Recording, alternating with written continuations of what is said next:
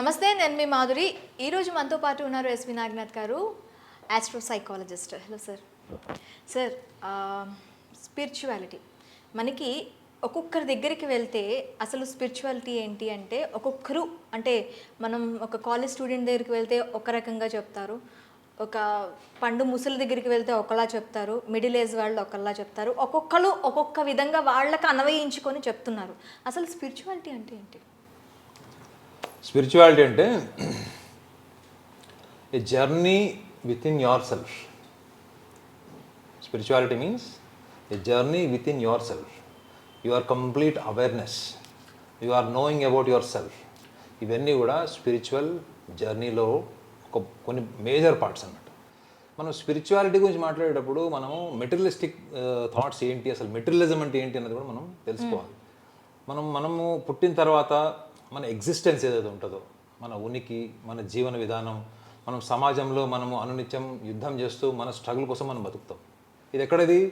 బయట ప్రపంచంలో, అంటే భౌతిక ప్రపంచంలో మన ఏంటి, ఉద్యోగం, వ్యాపారం, సంసారం, ఇవన్నీ మనకి తప్పనిసరి మనం ఎదుర్కోవాల్సినవి. అర్థమైందా? సముద్రంలో దిగి ఇంకా ఈత కొట్టడం లాగా ఉంటుంది అనమాట.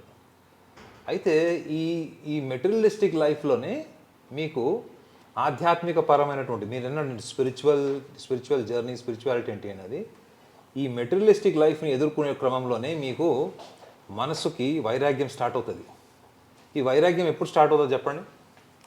మన దగ్గర సిచ్యువేషన్స్ ఎదుర్కోలేని సమయంలో వైరాగ్యం అనేది బయటపడుతుంటుంది ప్రతి ఒక్కరు. అంటే నిజమైన వైరాగ్యం ఏంటంటే, మనకి లైఫ్లో ఇంటెన్స్ సక్సెస్ వచ్చినప్పుడు, ఇంటెన్స్ ఐడెంటిటీ వచ్చిన వాళ్ళకి ఎక్కువగా జీవితం మీద కంట్రోల్ ఉంటుంది, బ్యాలెన్స్ ఉంటుంది. ఎందుకంటే వాళ్ళు ఆ లైఫ్ చూసిన తర్వాత, ఆ లైఫ్ చూడకముందు వాళ్ళ భావోద్వేగాలు చాలా మటుకు పరిణితి చెంది ఉంటాయి. Before success what was your mind, and after attaining the core success, the core identity. ఈ జర్నీలో మీరు ఏమి కోల్పోతారు చెప్పండి, ఏమి తెలుసుకుంటారు? మీరు కోల్పోయేది మీ వాళ్ళని. మీరు చూసుకోండి, ప్రపంచంలో బాగా పేరు, డబ్బు సంపాదించిన వాళ్ళందరూ కూడా మేజర్ పార్ట్ అందనట్లేదు 80% వాళ్ళు వాళ్ళ చుట్టుపక్కల వాళ్ళకి దూరం అయిపోతారు ఫస్ట్. స్నేహితులు, బంధువులు, తల్లిదండ్రులు కూడా, చివరికి పిల్లలు కూడా. సో ఎప్పుడైతే మీకు ఈ భావబంధాలను ఎందుకు చెప్పాను, మీకు పెళ్ళైనప్పుడు మీకు భావబంధాల మీద అంత ఇది ఉండదు మేడం. పిల్లలు పుట్టాక మీకు స్టార్ట్ అవుతుంది, గుర్తుపెట్టుకోండి. ఎప్పుడైతే మీకు తెలియని ఒక కంప్లీట్ ట్రాన్స్లోకి వెళ్ళిపోతారు మీరు, ఆ ఎమోషన్లో ఒక ట్రాన్స్లోకి వెళ్ళిపోతారు మీరు. సో అక్కడి నుంచి మీ జర్నీ స్టార్ట్ అయినప్పుడు అదే సర్వస్వం, అదే జీవితం అనుకొని మీరు బతికినప్పుడు ఆ ప్రాసెస్లో మీకు సక్సెస్ వస్తుంది, ఐడెంటిటీ వస్తుంది మీ లైఫ్లో.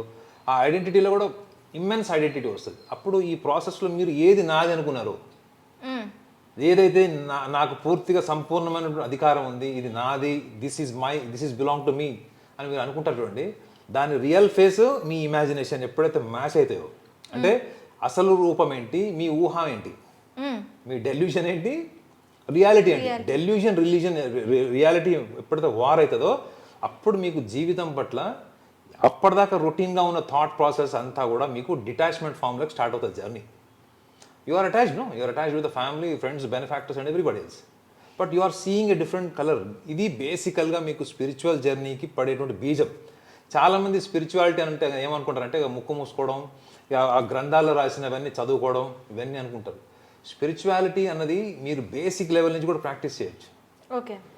What ever you give, what ever you sacrifice, forgiveness కావచ్చు, మీరు ఇంట్లో మీరు ఎవరైనా బాగా మీకు నచ్చని వాళ్ళు ఎవరు ఉంటారు, వాళ్ళు మీరు క్షమించారనుకోండి, that is the spiritual practice. మీకు తెలుసు ఏదో ఒక రోజు ఈ జీవితంలో మనం ఈ ప్రపంచం నుంచి వెళ్ళిపోతామని. మీరు ఆ రియాలిటీలో ఉండడం. ఎప్పుడైతే రియాలిటీలో ఉంటారో మీలో పొసెసివ్నెస్ తగ్గిపోతుంది, జెలసీ తగ్గిపోతుంది, యాంగర్ తగ్గిపోతుంది, you will become more flexible. Okay. ఇంకొకటి ఏంటి, మీకు మనకి అన్నిటికంటే మనం వదులుకోలేదు ఏంటంటే మన ఐడెంటిటీ. మనకి ఎవడన్నా ఎక్కువ గౌరవం ఇవ్వలేదు, పొగడలేదు, ఇది మీకు బాగా ఉన్నట్టు బాగా నవ్వుతున్నారు. సో మనం ఊహించుకున్నంత ఇంపార్టెన్స్ ఇవ్వలేదు. పాపం వాడు ఇంపార్టెన్స్ ఇస్తాడు. ఈ భార్యాభర్తల సమస్యలు అదే ఇప్పుడు మేజర్ పార్ట్. వీళ్ళు ఊహించుకున్నంత ఇంపార్టెన్స్ ఇవ్వలేదు అని గొడవ దిగుతారు, ఆర్గ్యుమెంట్ దిగుతారు, లేనివన్నీ చేస్తారు అక్కడ.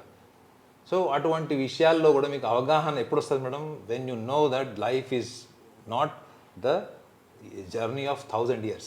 Okay. Death is an eternal factor and your every day is driving towards where? మీ ప్రతిరోజు మీ జర్నీ ఎక్కడికి నాయనా? నన్ను నేను తెలుసుకోవటం. నో మీరు ప్రతిరోజు ఇవాళ డేట్ ఎంత? November 20, 21st, 22nd, 23rd. Where we are travelling? మనం ఎటువైపు వెళ్తున్నాం? రేపటి కోసం వెళ్తున్నాం. మనం శ్మశానం వైపు వెళ్తున్నాం. Right or wrong? Yes. We are not travelling towards the sky or mountains. We are every day our journey towards the graveyard. మనం వెళ్ళాల్సింది అక్కడికే. మనం ఎన్ని చక్రాలు తిప్పి ఎన్ని స్టీరింగ్ తిప్పినా ఫ్లైట్లో వెళ్ళినా ల్యాండింగ్ మాత్రం అక్కడే. ఓకే. మీరు సో ఇది వైరాగ్యము, మనము ఆధ్యాత్మికము, మనం మాట్లాడుతున్నాం కదా, వైరాగ్యము ఆధ్యాత్మికము, లేకపోతే మెటీరియలిస్టిక్ థింకింగ్ అంటే వ్యవహారం. అసలు చాలామంది ఈ చిన్న చిన్న లాజిక్స్ మిస్ అవుతున్నారు. అంటే సభ్య సమాజంలో వాళ్ళ లైఫ్లో సక్సెస్ కోసం కష్టపడతారు, పేరు కోసం కష్టపడతారు, హ్యాపీనెస్ అని కొత్తగా తయారు చేశారు ఇప్పుడు. చూసారా? I want be joyful, I want be happy, I want be this. You can never be happy madam. Psychologically, you will never be happy without doing the best performance for yourself, for your environment.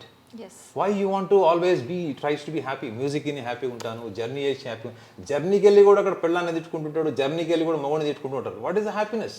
You are in a most beautiful place of the nature, but what is thought process is burning in your mind. పక్క వాళ్ళని తిట్టుకోవడంలో అయిపోతుంది.